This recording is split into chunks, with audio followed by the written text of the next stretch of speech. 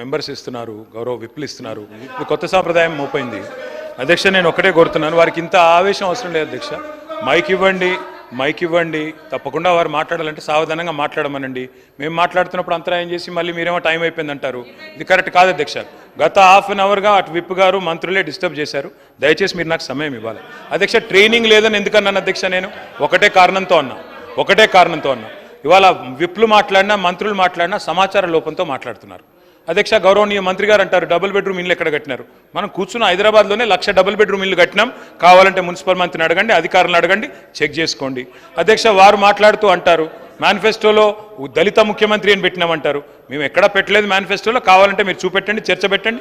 పెట్టలేదు Sridhar Babu. Correct yourself I'm telling you, correct yourself అధ్యక్ష. వీళ్ళకి ఇంత బాధ ఎందుకు అధ్యక్ష? నేను అంటున్నా అంబేద్కర్ మీద ప్రేమ పొంగిపోతుంది వీళ్ళకి. నేను అడుగుతా ఉన్నా, మెస్సు ఛార్జీలు, అంబేద్కర్ మీద ప్రేమ అంటే మేము ఏమంటున్నాం అధ్యక్ష?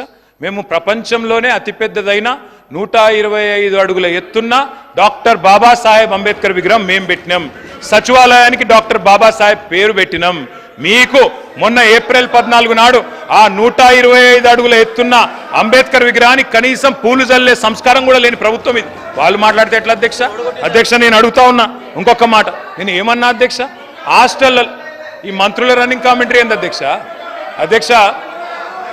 మైక్ ఇవ్వండి సార్, మైక్ ఇవ్వండి. వాళ్ళకి ఏం పద్ధతి సార్ ఇది అధ్యక్ష? నేనేమంటున్నా అధ్యక్ష?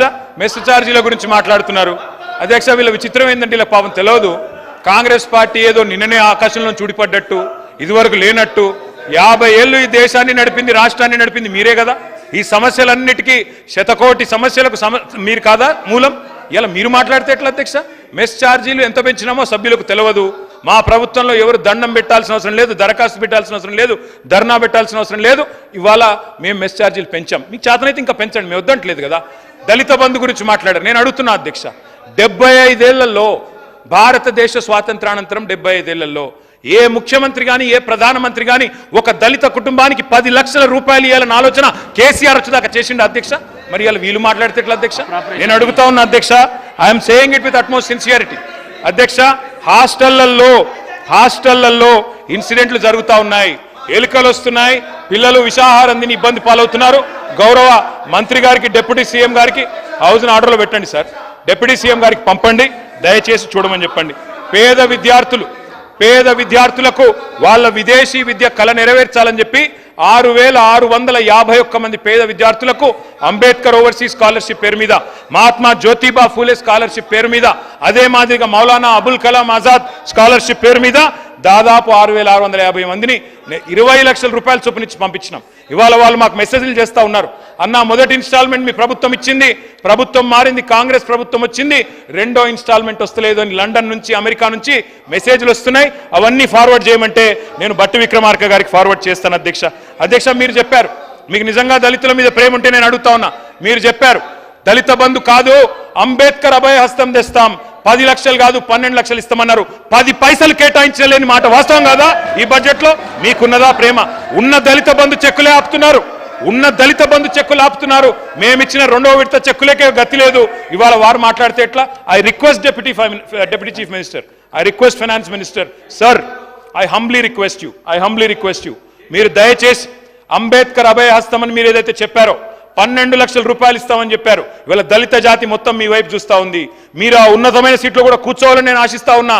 నా ప్రసంగమే దాంతో మొదలు పెట్టినా. అందుకే నేను అంటా ఉన్నా, బట్టి విక్రమార్కన్నా దయచేసి మీరు 10 లక్షలు కాదు 12 లక్షలు ఇస్తామన్న మాట నిలుపుకోండి, రీఅప్రోప్రియేట్ చేయండి. అవసరమైతే వేరే కాడ కోతలు పెట్టండి. అనవసర ఆర్భాటాలకు, అనవసర పేపర్ ప్రకటనలకు పోయిన దానికంటే 10 దళిత కుటుంబాలను బాగు చేసే ప్రయత్నం తప్పకుండా చేయండి అని చెప్పి, రీఅప్రోప్రియేట్ చేయమని చెప్పి నేను కోరుతా ఉన్నా అధ్యక్ష. I represent Sircilla. Please sir, గంట సేపు వాళ్ళు మాట్లాడి ఇది ఏం సార్, ఇది అప్రోప్రియేషన్ సార్, ఇది నడపండి సార్ 12 దాకా. మేము వద్దంటున్నామా sir? Let me speak sir. Interrupt చేసి మళ్ళీ ఇట్లా చేయడం కరెక్ట్ కాదు సార్. దయచేసి తమని కోరుతా ఉన్నా, మాకు అవకాశం ఏంటి అధ్యక్ష. బీసీ వెల్ఫేర్లో అధ్యక్ష మేము ఆశించాం అధ్యక్ష. డిక్లరేషన్ ఇచ్చారు. ఏమన్నారు అధ్యక్ష? బీసీ వెల్ఫేర్ డిక్లరేషన్లో మేము సంవత్సరానికి 20,000 కోట్ల చొప్పున 1,00,000 కోట్లు మేము 5 ఏళ్లలో పెడతామన్నారు అధ్యక్ష. I request the government, I thank the government, I request the government. వారిని కోరుతున్నా, I wish you all success. తప్పకుండా 1,00,000 కోట్లు ఖర్చు పెట్టండి. ఈ సంవత్సరం మీరు కేవలం అందులో మీరు చెప్పిన దానిలో 50% కూడా పెట్టలేదు బడ్జెట్లో బీసీ వెల్ఫేర్కి. దయచేసి రీఅప్రాపరేట్ చేయండి. జనాభాలో 50% ఉన్న బలహీన వర్గాలకు మీరు ఇచ్చిన మాట ప్రకారం నేనేం విమర్శ చేయడం లేదు, దయచేసి నిలుపుకోండి. మా ప్రభాకర్ గారు నిన్న, అదేవిధంగా మా శ్రీధర్ బాబు గారు, మా ఉమ్మడి కరీంనగర్ జిల్లా మంత్రుల అధ్యక్ష, వారిని నిన్న కలిసిన నేను, వారు నన్ను పిలిచారు, వారే అడిగినారు మరి సిరిసిల్లలో ఏం చేద్దాం అని అడిగారు అధ్యక్ష. నేను వారిని కోరుతా ఉన్నా అధ్యక్ష, నేనేదో రాజకీయ ప్రసంగం చేయడానికి రాలేదు అధ్యక్ష. అధ్యక్ష, ఇక్కడ నేను వారికి లిస్టు కూడా పంపుతా ఉన్నా. ఈరోజు సిరిసిల్లలో ఇప్పటి వరకు అధ్యక్ష మొత్తం రాష్ట్రంలో, సిరిసిల్లలో కాకుండా రాష్ట్రంలో ఇప్పటి వరకు ఈ ప్రభుత్వం వచ్చిన తర్వాత 14 మంది నేత కార్మికులు ఆత్మహత్యలు చేసుకున్నారు. నేను మనస్ఫూర్తిగా వేడుకుంటున్న ప్రభుత్వాన్ని, దయచేసి రిక్వెస్ట్ చేస్తూ ఉన్నా, వారిని కోరుతా ఉన్నా, కునారిల్లిన కుల వృత్తులకు జవసత్వాలు నింపే ప్రయత్నం మేము చేసినాం, మా శాయశక్తిలో చేసినాం. మేము బాగా చేయకపోతే ఇక్కడ పంపిణీ కావచ్చు. కాబట్టి నేనేమంటున్నా అంటే దయచేసి మంచి కార్యక్రమాలకు మంగళం పాడకండి, మంచి పనులు ఏమైనా ఉంటే కొనసాగించండి. వాటిని దయచేసి కేవలం మీ నియోజకవర్గమనో మీరు తెచ్చిన పథకమనో వాటిని పక్కకు పెట్టకండి. ఇవాళ సాంచాల సప్పులు బంద్ అయ్యే పరిస్థితి వచ్చింది. మగ్గం మీద మళ్ళొక్కసారి మరణ మృదంగం మోదే పరిస్థితి మళ్ళీ వచ్చింది. 14 మంది నేను లిస్టు పంపుతాను సార్, దయచేసి చూడాలని చెప్పి నేను వారిని కోరుతా ఉన్నా. పేర్లు వివరాలు మొత్తం జిల్లాల వారీగా నేను పంపిస్తాను. అధ్యక్ష, ఆర్డర్లు ఆపేసినారు, బతుకమ్మ చీరల ఆర్డర్లు. పాత పథకాలు చేనేత మిత్ర, నేతన్నకు చేయుత ఈ బడ్జెట్లో కేటాయింపులు లేవు. థ్రిఫ్ట్ పథకం కూడా ఎత్తేసినట్టున్నారు. మా మీద ఏమన్నా ఇబ్బంది ఉంటే, మా మీద మేము తెచ్చిన పథకాల మీద కోపం ఉంటే తప్పకుండా దాన్ని విషయంలో మా మీద విమర్శ చేస్తే పర్లేదు, కానీ దయచేసి నేను వారిని కోరుతా ఉన్నా. అలిశెట్టి ప్రభాకర్ గారని మా జగిత్యాల అధ్యక్ష, వారు ఒక మాట అన్నారు, బతుకుదారులు దారాలు తెగిపోయినాయి, ముగ్గులు మగ్గాలు మూగబోయినాయి, ఇల్లు దాటి సిరిసిల్ల దాటి తొందరగా వెళ్ళిపోవే తల్లి దసరా అని ఆనాడు మాట్లాడినారు అధ్యక్ష. నేను వారిని కోరుతా ఉన్నా, ఈ నేతన్నలు ఎవరైతే ఉన్నారో అధ్యక్ష, మేము ఏం చేసినామని వారు అడుగుతున్నారు అధ్యక్ష. ఇది ఆనాడు మా ప్రభుత్వంలో అధ్యక్ష, ఎందుకంటే మన ప్రాంతం నుంచి, మన రాష్ట్రం నుంచి చాలా వలసలు ఉండేది, షోలాపూర్కి, భివాండికి, సూరత్కి. ఆనాడు మా ప్రభుత్వంలో ఒక ఎఫర్ట్ పెట్టాం. గౌరవనీయులు ఆనాటి ముఖ్యమంత్రి కేసీఆర్ గారు సూరత్కి వలసపోయిన కార్మికులను పిలిపించుకొని వారితో పాటు భోజనం చేసి ఓ రోజు దాదాపు 4-5 గంటలు గడిపి వారందరికీ అభయహస్తం ఇచ్చి వారు పిలిచి ఆనాడు వరంగల్లో వారి కోసం ఒక ప్రత్యేకంగా పార్కు పెడితే, ఇది ఈనాడు పేపర్లో వచ్చిన వార్త. శ్రామికులుగా పోయినారు, పారిశ్రామికులుగా తిరిగి వచ్చారు అనే వార్త నేను గౌరవ ప్రభుత్వానికి పంపుతున్నాను, చూడాలని చెప్పి నేను కోరుతా ఉన్నాను. వారిని నేను మనస్ఫూర్తిగా, ముఖ్యమంత్రి గారు కూడా వచ్చారు, వారికి కూడా నేను చేసే విజ్ఞప్తి ఒకటే, నరాలను పోగులుగా చేసి, రక్తాన్ని రంగుగా మార్చి, గుండెల్ని కండెలుగా చేసి, చెమట చుక్కల్ని చీరలుగా మార్చి, పేగుల్ని వస్త్రాలుగా అందించి మనుషులకు నాగరికత అందించిందే పద్మశాలి సోదరులు, నేతన్నలు. వారిని దయచేసి, నా మీద వ్యక్తిగతంగా ముఖ్యమంత్రి గారు మీకేమైనా ఇబ్బంది ఉంటే నన్ను అనండి, పడతాను. కానీ సిరిసిల్ల నేతన్నలను, వారి ఉత్పత్తులను దయచేసి నా విజ్ఞప్తి మీతో, బతుకమ్మ చీరలు ఇష్టం లేకపోతే ఆ పేరు ఇష్టం లేకపోతే పేరు మార్చుకోండి, దయచేసి తమరితో రిక్వెస్ట్. మీ మీద నేను కోరేది, బతుకమ్మ అనే పేరు ఇష్టం లేకపోతే. గౌరవ సిరిసిల్ల శాసనసభ్యుడు మాజీ మంత్రి గారు కోరుతాను, చేనేత కార్మికులకు సంబంధించి నేను కానీ మా శ్రీధర్ బాబు గారు ఆ జిల్లాకు సంబంధించి, నేను కానీ మా శ్రీధర్ బాబు గారు ఆ జిల్లాకు మంత్రులంగా ఎప్పుడు కూడా మా పక్కన ఉన్నటువంటి శాసనసభ్యుడు విప్ ఆది శ్రీనివాస్ గారితో సహా ప్రభుత్వం వచ్చిన తర్వాత అన్ని రకాల చర్యలు తీసుకోవాలని కోరుతున్నాను. మీరు చేపట్టిన గత కార్యక్రమాన్ని కంటిన్యూ చేయాలనేటువంటి ఒక ఆలోచనను మానుకుంటే తప్పకుండా ముఖ్యమంత్రి గారు అనేక సందర్భాలు ఆదేశించినారు, వారికి ప్రత్యామ్నాయ పనులు ఏర్పాటు చేయాలి. మేము ప్రభుత్వంలోకి వచ్చిన తర్వాత అంత్యోదయ కార్డులు తీయలే అధ్యక్ష. 2014కు ముందు దాదాపు 12,000 అంత్యోదయ కార్డులు సిరిసిల్లలో ఉండే. ప్రభుత్వం మారగానే తెలంగాణ వచ్చిన తర్వాత మొత్తం అంత్యోదయ కార్డులు ఎత్తేసినారు అధ్యక్ష. ఇవి ఆనాడు 2004 కంటే ముందు, ఇప్పుడు అలిశెట్టి ప్రభాకర్ గారు చెప్పినారు, వారు జగిత్యాల కవి, తెలంగాణ ఏర్పడక ముందు చనిపోయినటువంటి వారు, నాకు అన్నలాగా పక్కనే, మా ఇంటి పక్కనే ఉండేటువంటి వారు. 2014 తెలంగాణ ఏర్పడక ముందే చనిపోయినటువంటి నాకు అన్నటువంటి సమాచారం, లేదా తెలంగాణ వచ్చినాక చనిపోయినా ఆనాడు అలిశెట్టి ప్రభు. ఇవాళ తెలంగాణ ఏర్పడక ముందు కూడా సిరిసిల్లలో ఇబ్బందులు ఉన్నాయి, తెలంగాణ రాష్ట్రం వచ్చిన తర్వాత కూడా ఇబ్బందులు ఉన్నాయి, ఇవాళ కూడా ఇబ్బందులు ఉన్నాయి. బికాస్ ఈ రాష్ట్రంలో దాదాపు 45,000 పవర్ లూమ్స్ ఉంటే 35,000 పవర్ లూమ్స్ అక్కడనే ఉన్నాయి. ఇక్కడ మిగతా ప్రాంతాల్లో ఈ తెలంగాణ రాష్ట్రంలో ఇప్పుడు మహదేవ్పూర్, మా జిల్లాలో అక్కడ టసర్ చారీ తయారవుతుంది, ఓ ప్రత్యేకంగా ఉన్నది. ఒకకాడ ఇక్కత్ చారీ తయారవుతుంది, ఇంకొకడ గద్వాల్ చీర తయారవుతుంది, ఇంకొకడ నారాయణపురం, సిద్దిపేట ఇంకొక రకమైనటువంటి వయారి బామ, ఇట్లా రకరకాలమైనటువంటి బ్రాండ్స్ ఉన్నా కానీ సిరిసిల్లకు సంబంధించి మీరు చేయలేకపోయారు, మేము చేయలేకపోవచ్చు, మేము భవిష్యత్తులో చేస్తాం కావచ్చు. క్వాలిటీ ఆఫ్ ప్రొడక్షన్కి సంబంధించి నేను అనేక సందర్భాల ప్రభుత్వాల్లో కోరుతా ఉన్నాం.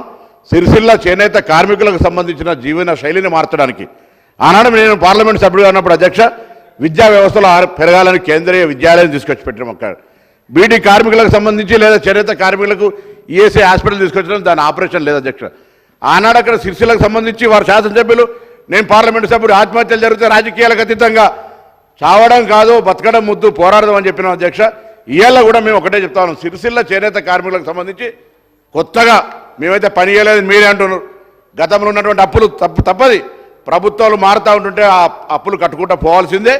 ఇప్పటికే అనేక సందర్భాల్లో మేము మరి అప్పులు చెల్లించుకుంటూ పోతా ఉన్నాం. దానికి సంబంధించి కూడా ఈరోజు ఒకటే, ఎక్కడైనా ఏదైనా అంశం ఉంటే నేను వారిని కోరుతాను. రాజకీయంగా నేను శ్రీధర్ బాబు గారు, మా ఆది శ్రీనివాస్ గారు, మేము అందరం కూడా సెక్రటరీ టెక్స్టైల్తో మాట్లాడి మన అవసరం ఏ విధంగా దాన్ని చేద్దాం. టెక్స్టైల్ పార్క్ కూడా మేము వచ్చినాం అధ్యక్ష. నేను పార్లమెంట్ సభ్యుడు, వారు శాసనసభ్యుడు క్యావూరు సాంబశివరావు గారిని తీసుకొచ్చినాం అధ్యక్ష. మీరు రాష్ట్రంలో టెక్స్టైల్ మంత్రి మీరు కూడా వచ్చినారు. ఎన్నడైనా మనం సానుకూలంగా మీరు రాష్ట్రానికి మనం అధికారంలో ఉన్నటువంటి టెక్స్టైల్ మంత్రి మనమే కాదు అధ్యక్ష. టెక్స్టైల్ పార్క్ కూడా మనం మన సో నేనేమడుగుతా ఉన్నానంటే, మీరు టెక్స్టైల్ పార్క్ సిరిసిల్లలో అంత పెద్ద వ్యవస్థ ఉండగా నేను వరంగల్కి చేయడానికి వ్యతిరేకిస్తలేను, గౌరవ శాసనసభ్యులు ఎవరేమనుకోవద్దు. కానీ అది వదిలిపెట్టి మీరు వరంగల్లో పోయి సూరత్తులు ఉన్నలను తీసుకోవడానికి ప్రయత్నం చేస్తూ ఉన్నారు. నా సిరిసిల్ల జిల్లాలో ఉన్నటువంటి వాళ్ళ నేతన్నల కొరకు మీరు కార్యక్రమం తీసుకోవాలి అధ్యక్ష. నేను గౌరవ పార్లమెంట్ సభ్యుడు ఇవాళ కేంద్ర మంత్రి సభ ద్వారా కోరుతా ఉన్నాం, ఇలా సిరిసిల్ల లాంటి ప్రాంతానికి ఒక టెక్స్టైల్ పార్క్, భారతదేశంలో తెలంగాణకు ఒక టెక్స్టైల్ పార్క్ ఇస్తే సిరిసిల్లకు తెమ్మని అడిగితే కనీసం ఇప్పటివరకు ఆలోచన కూడా చేయనటువంటి పరిస్థితులలో మరొకసారి సభ ద్వారా మీ ద్వారా కోరుతా ఉన్న గౌరవ మంత్రి కరీంనగర్ పార్లమెంట్ సభ్యుని, సిరిసిల్ల చేనేత కార్మిక వర్గానికి ఇది ఫెడరల్ సిస్టంలో ఇద్దరికి కేంద్రము రాష్ట్రానికి సంబంధించిన సబ్జెక్ట్ అధ్యక్ష.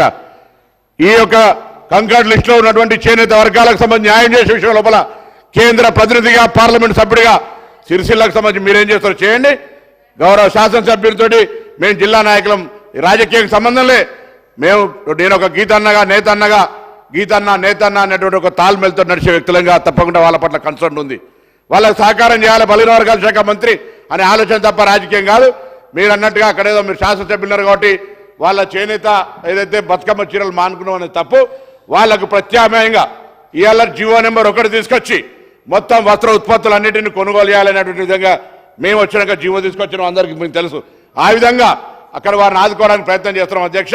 తప్పకుండా మీ కన్సర్న్, మాకున్నటువంటి బాధ్యత, మీలాంటి మార్గదర్శకత్వంలో ముఖ్యమంత్రి గారి సూచన మేరకు తప్పకుండా సిరిసిల్ల చేనేత కార్మిక వర్గానికి సంబంధించి ఆనాటి నుంచి ఉన్నటువంటి సమస్యలన్నిటి మీద ఒక సమగ్రంగా చర్చ చేసి ఒక మంచి మార్గదర్శకత్వాన్ని ఇచ్చి ఆత్మహత్యలు లేని నేతన్నలుగా తీర్చిదిద్దే ప్రయత్నంలో అందరూ కూడా భాగస్వాములు కావాలని, కేంద్రం కూడా సహకరించాలని కోరుతూ నమస్కారం తెలియజేస్తాను అధ్యక్ష.